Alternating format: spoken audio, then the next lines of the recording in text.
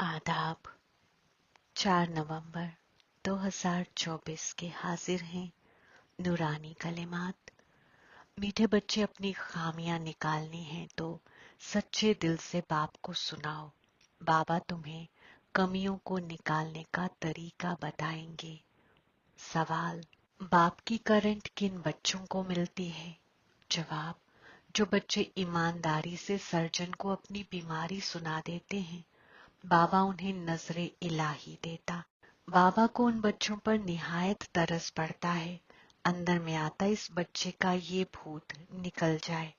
बाबा उन्हें करंट देता है। मैं पुरसुकून रूह हूँ।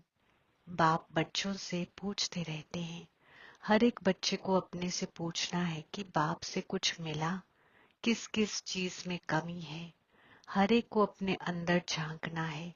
जैसे नारद का मिसाल है। उनको कहा, तुम अपनी शक्ल आईने में देखो। लक्ष्मी यानी कि हवाले सलाम को वरने लायक है। तो बाप भी तुम बच्चों से पूछते हैं, क्या समझते हो? हवाले सलाम को वरने लायक बने हो? अगर नहीं तो क्या क्या खामियां हैं जिनको निकालने के लिए बच्चे तजवीज करते हैं? खामियों को निकालने की तजवीज करते या करते ही नहीं हैं। कोई कोई तो तजवीज करते रहते हैं। नए नए बच्चों को ये समझाया जाता है, अपने अंदर में देखो, कोई खामी तो नहीं है, क्योंकि तुम सबको परफेक्ट बनना है। बाप आते ही हैं परफेक्ट बनाने के लिए। इसलिए एम ऑब्जेक्ट की तस्वीर भी सामने रखी है। अपने अंदर से पूछो, हम इन जैसे परफेक्ट बने हैं? वह जिस्मानी तालीम पढ़ाने वाले टीचर वगैरह तो इस वक्त सब खबासती हैं। ये लक्ष्मी नारायण यानी हवा है सलाम मुकम्मल गैर खबासतियों का सैंपल है। आधा चक्कर तुमने इन्हों की अजमत की है, तो अब अपने से पूछो, हमारे में क्या क्या खामियां हैं जिनको निकाल हम अपनी तरक्की करें और बाप को बतावें कि बाबा ये खामी है जो हमसे निकलती नहीं है, कोई तरीका बताओ। बीमारी सर्जन के जरिए ही छूट सकती है। कोई कोई नायाब सर्जन भी होशियार होते हैं। डॉक्टर से कंपाउंडर सीखते हैं, होशियार डॉक्टर बन जाते हैं। तो ईमानदारी से अपनी तफ्तीश करो, मेरे में क्या क्या खामियां हैं जिसके सबब मैं समझता हूँ ये मर्तबा पा नहीं सकूंगा। बाप तो कहेंगे ना, तुम इन जैसा बन सकते हो। खामियां बताए तब बाबा राय दे। बीमारियां तो बहुत हैं, बहुतों में खामियां हैं। कोई में बहुत गुस्सा है, लालच है, डॉट डॉट डॉट। उन्हें इल्म की इख्तियारात नहीं हो सकती है जो कोई को इख्तियारात करा सके। बाप रोज बहुत समझाते हैं, असल में इतनी समझाने की जरूरत ही नहीं दिखती। मंत्र का मतलब बाप समझा देते हैं। बाप तो एक ही है। बेहद के बाप को याद करना है और उनसे यह वर्षा पाकर हमको ऐसा बनना है। और स्कूलों में 5 खबास्तों को जीतने की बात ही नहीं होती। यह बात अभी ही होती है जो बाप आकर समझाते हैं। तुम्हारे में भी जो भूत हैं, जो गम देते हैं, उनका बयान करेंगे तो उनको निकालने का बाप तरीका बताएंगे। बाबा, ये भूत हमको तंग करते हैं। भूत निकालने वाले के आगे बयान किया जाता है ना, तुम्हारे में कोई वह भूत नहीं। तुम जानते हो ये 5 खबास्तों रूपी भूत विलादत दर विलादत के हैं। देखना चाहिए हमारे में क्या भूत हैं, उसको निकालने लिए फिर सलाह लेनी चाहिए। आंखें भी निहायत धोखा देने वाली हैं, इसलिए बाप समझाते हैं, अपने को रूह समझ, दूसरे को भी रूह समझने की प्रैक्टिस डालो। इस तरीके से तुम्हारी यह बीमारी निकल जाएगी। हम सब रूहें तो रूह भाई भाई ठहरे, जिस्म तो है नहीं। ये भी जानते हो हम रूहें सब वापिस जाने वाली हैं। तो अपने को देखना है, हम तमाम फजीलतों से लबरेज बने हैं, नहीं तो हमारे में क्या बुरी खसलत है। तो बाप भी उस रूह को बैठ देखते हैं, इनमें ये खामी है तो उनको करंट देंगे, इस बच्चे की ये मुश्किल निकल जाए। अगर सर्जन से ही छिपाते रहेंगे तो कर ही क्या सकते। तुम अपनी बुरी खसलत बताते रहेंगे तो बाप भी सलाह देंगे। जैसे तुम रूहें बाप को याद करती हो, बाबा आप कितने मीठे हो, हमको क्या से क्या बना देते हो। बाप को याद करते रहेंगे तो भूत भागते रहेंगे। कोई न कोई भूत है जरूर। बाप सर्जन को बताओ, बाबा हमको इनका तरीका बताओ, नहीं तो बहुत घाटा पड़ जाएगा। सुनाने से बाप को भी तरस पड़ेगा। ये इब्लीस के भूत इनको तंग करते हैं। भूतों को भगाने वाला तो एक ही बाप है। तरीके से भगाते हैं। समझाया जाता है इन 5 भूतों को भगाओ, फिर भी सब भूत नहीं भागते हैं। कोई में खास रहता है, कोई में कम, मगर है जरूर। बाप देखते हैं इनमें ये भूत है। नजर देते वक्त अंदर चलता है ना, ये तो बहुत अच्छा बच्चा है। और तो सब इनमें अच्छी अच्छी फजीलत है, मगर बोलते कुछ नहीं है, किसको समझा नहीं सकते हैं। इब्लीस ने जैसे गला बंद कर दिया है, इनका गला खुल जाए तो दूसरों की भी खिदमत करने लग पड़े। दूसरे दूसरे की खिदमत में अपनी खिदमत शिव बाबा यानी रहमतुल आलमीन की खिदमत नहीं करते हैं। रहमतुल आलमीन खुद खिदमत करने आए हैं। फरमाते हैं इन विलादत और विलादत के भूतों को भगाना है। बाप बैठ समझाते हैं, ये भी जानते हो दरख्त आहिस्ते आहिस्ते इजाफे को पाता है, पत्ते झड़ते रहते हैं। इब्लीस मुश्किलात डाल देता है। बैठे बैठे ख्याल बदली हो जाते हैं। जैसे राहिबों को नफरत आती है तो एकदम गुम हो जाते हैं, ना कोई सबब ना कोई बातचीत। कनेक्शन तो सबका बाप के साथ है। बच्चे तो नंबरवार हैं, वह भी बाप को सच बताएं तो वे खामियां निकल सकती हैं और आला मर्तबा पा सकते हैं। बाप जानते हैं कई ना बतलाने के सबब अपने को बहुत घाटा डालते हैं। कितना भी समझाओ मगर वह काम करने लग पड़ते हैं। इब्लीस पकड़ लेता है। इब्लीस रूपी अजगर है, सबको पेट में डाल बैठा है। दूबन में गले तक फंस पड़े हैं। बाप कितना समझाते हैं, और कोई बात नहीं, सिर्फ बोलो 2 बाप हैं। एक जिस्मानी बाप तो हमेशा मिलता ही है, सुनहरे दौर में भी मिलता है तो इख्तलाफी फितने के दौर में भी मिलता है। ऐसे नहीं कि सुनहरे दौर में फिर रूहानी बाप मिलता है। रूहानी बाप तो एक ही बार आते हैं। रूहानी बाप आकर जहन्नुम को जन्नत बनाते हैं। उनकी अकीदतमंदी की राह में कितनी बुत परस्ती करते हैं, याद करते हैं। शिव के मंदिर तो बहुत हैं, बच्चे कहते हैं खिदमत नहीं है।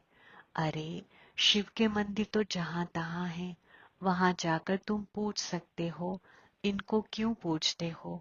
ये जिस्म नशीनी तो है नहीं। ये हैं कौन, कहेंगे सुप्रीम रूह। इन बिगर और कोई को कहेंगे नहीं। तो बोलो ये सुप्रीम बाप है ना। उनको खुदा भी कहते हैं, अल्लाह भी कहते हैं। अक्सर करके सुप्रीम बाप सुप्रीम रूह कहा जाता है। उनसे क्या मिलने का है, ये कुछ मालूम है। भारत में शिव यानी कि रहमतुल आलमीन का नाम तो बहुत लेते हैं। शिव जयंती यानी कि रहमतुल आलमीन की सालगिरह का जश्न भी मनाते हैं। कोई को भी समझाना निहायत आसान है। बाप अलग अलग तरह से समझाते तो बहुत रहते हैं। तुम किसके पास भी जा सकते हो, मगर बहुत ठंडाई से, नरमाई से बात करनी है। तुम्हारा नाम तो भारत में बहुत फैला हुआ है। थोड़ी भी बात करेंगे तो झट समझ जाएंगे ये बीके हैं। गांव वगैरह तरफ तो बहुत इनोसेंट हैं। तो मंदिरों में जाकर खिदमत करनी निहायत आसान है। आओ तो हम आपको शिव बाबा यानी कि रहमतुल आलमीन की जिंदगी की कहानी सुनावे। तुम शिव की पूजा करते हो, उनसे क्या मांगते हो। हम तो आपको इनकी पूरी जिंदगी की कहानी बता सकते हैं। दूसरे दिन फिर लक्ष्मी नारायण के मंदिर में जाओ, तुम्हारे अंदर में खुशी रहती है। बच्चे चाहते हैं गावड़ों में खिदमत करें, सबकी अपनी अपनी समझ है ना। बाप फरमाते हैं पहले पहले जाओ शिव बाबा के मंदिर में, फिर लक्ष्मी नारायण के मंदिर में जाकर पूछो इन्हों को ये वर्षा कैसे मिला हुआ है। आओ तो हम आपको इन हूर हुरैनों के 84 विलादतों की कहानी सुनाएं। गांव वालों को भी बेदार करना है। तुम जाकर प्यार से समझाएंगे। तुम रूह हो, रूह ही बात करती है। ये जिस्म तो खत्म हो जाने वाला है। अब हम रूहों को पाकीज़ा बन बाप के पास जाना है। बाप फरमाते हैं मुझे याद करो, तो सुनने से ही उनको कशिश होगी। जितना तुम रूहानी हवासी होंगे उतना तुम्हारे में कशिश आएगी। अभी इतनी इस जिस्म वगैरह से, पुरानी दुनिया से पूरी बेनियाजी नहीं आई है। ये तो जानते हो, ये पुराना चोला छोड़ना है। इनमें क्या ममत्व रखना है। जिस्म होते जिस्म में कोई ममत्व नहीं होना चाहिए।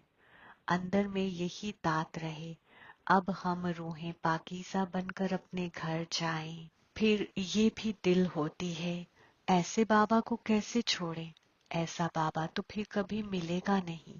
तो ऐसे ऐसे ख्याल करने से बाप भी याद आएगा, घर भी याद आएगा। अब हम घर जाते हैं।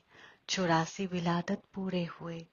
भल दिन में अपना धंधा वगैरह करो, घरेलू सुलूक में तो रहना ही है। उसमें रहते हुए भी तुम अक्ल में ये रखो कि ये तो सब कुछ खत्म हो जाना है।